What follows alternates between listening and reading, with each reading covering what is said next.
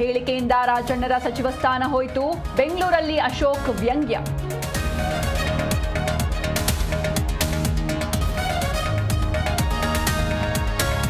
High command ತೀರ್ಮಾನ ಮಾಡದೆ ಬೇರೆ ಯಾರೇ ಮಾತಾಡಿದ್ರು ಕೂಡ ಅದಕ್ಕೆ ಕಿಮ್ಮತ್ತಿಲ್ಲ.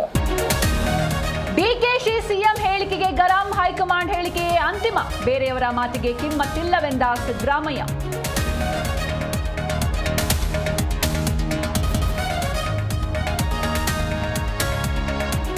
ಚಿತ್ರದುರ್ಗದ ರೇಣುಕಾಸ್ವಾಮಿ ಕೊಲೆ ಪ್ರಕರಣ ಕೆಲವೇ ಕ್ಷಣಗಳಲ್ಲಿ ಕೋರ್ಟ್ಗೆ ಹಾಜರು.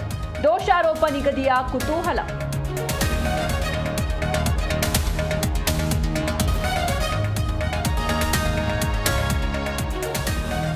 ಯಾದಗಿರಿಯ ಆರ್ಎಸ್ಎಸ್ ಪಥ ಸಂಚಲನಕ್ಕೆ ಅಸ್ತು. ನಾಳಿನ ಬೈಠಕ್ಗೆ ಜಿಲ್ಲಾಡಳಿತ ಷರತ್ತುಬದ್ಧ ಅನುಮತಿ.